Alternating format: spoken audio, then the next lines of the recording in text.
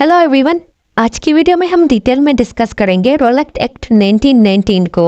अगर हम Rolex act 1919 को देखें तो आज जो हम चीज़ डिस्कस करेंगे वो है बैकग्राउंड, रोलेक्स एक्ट क्यों पास किया गया और एंड करेंगे कुछ डिटेल नोट्स में। चलिए स्टार्ट करते हैं रोलेक्स एक्ट 1919 को।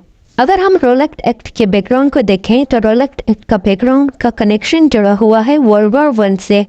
वर्ल्ड वॉर 1 स्टार्ट हुई थी 1914 में और वर्ल्ड वॉर 1 के टाइम ब्रिटिशर्स नहीं चाहते थे कि किसी भी तरह की रेवोल्यूशनरी और क्रिमिनल एक्टिविटीज़ हो इंडिया में, तो उन्होंने 1915 में एक एक्ट पास किया था जिसको डिफेंस ऑफ इंडियन एक्ट 1915 भी कहते हैं। इस डिफेंस ऑफ इंडियन एक्ट 1915 में ये कहा गया कि जितनी भी रेवोल्यूशनरी और क्रिमिनल एक्टिविटीज़ हो इंडिया में उनको सप्रेस किया जाए, क्योंकि ब्रिटिशर्स जो थे वो एक वॉर टाइम इमरजेंसी में फंसे हुए थे। वो नहीं चाहते थे कि किसी भी तरह की रिवोल्यूशनरी और क्रिमिनल एक्टिविटीज़ हो इंडिया में। उन्होंने डिफेंस ऑफ इंडियन एक्ट 1915 पास किया जिसको इमरजेंसी क्रिमिनल लॉ भी कहते हैं। इस इमरजेंसी क्रिमिनल लॉ में ये कहा गया कि ये जो इमरजेंसी क्रिमिनल लॉ है ये वर्ल्ड वॉर 1 के एंड होने के बाद हटाया जाएगा। तो नवंबर 1918 में जैसे ही वर्ल्ड वॉर 1 एंड हो गई तो ब्रिटिशर्स को ये डर था कि इस एक्ट के हटाने के बाद इंडियन नेशनलिस्ट और रिवोल्यूशनरी एक्टिविटीज़ फिर से ना स्टार्ट हो जाए। तो वो सर सिडनी रोलेक्स के अंदर एक कमेटी बनाई गई। इस कमेटी का ये काम था कि इस कमेटी में ये कहा गया कि पूरे इंडिया में इन्वेस्टिगेशन की जाए कि कहाँ कहाँ पे रिवोल्यूशनरी एक्टिविटीज़ हो रही है।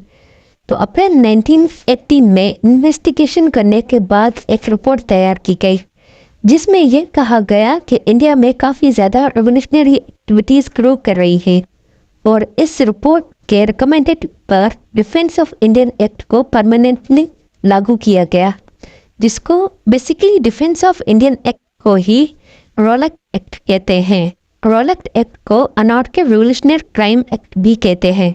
चलिए अब देखते हैं कि रोलेक्स एक्ट 1919 में ब्रिटिशर्स को कौन सी पावर्स दी गई। रोलेक्स एक्ट 1919 में तो पुलिस किसी भी जगह पे बिना वारंट इन्वेस्टिगेशन कर सकती थी और अगर किसी पे भी शक हो तो उनको 2 सालों के लिए जेल में भी डाल सकती थी और पीसफुल प्रोटेस्ट भी अलाउ नहीं थे और लोगों को पब्लिक प्लेसेस पे जाना और इकट्ठे होने की भी इजाज़त नहीं थी और ना ही किसी फेस्टिवल में जाने की इजाज़त थी। जब लोगों को रोलेक्स एक्ट का पता चला तो उनके अंदर काफ़ी गमो गुस्सा था। आज की वीडियो को यहीं पे ख़त्म करते हैं क्योंकि वीडियो काफ़ी लंबी हो जाएगी। नेक्स्ट पार्ट में हम रोलेक्स एक्ट के इफ़ेक्ट्स और इंडियन पॉलिटिकल लीडर्स का क्या रिएक्शन था रोलेक्स एक्ट को लेके। आई होप आज की वीडियो आपको पसंद आई होगी। अगर पसंद आई है तो प्लीज़ लाइक शेयर सब्सक्राइब कर दें। Thank you.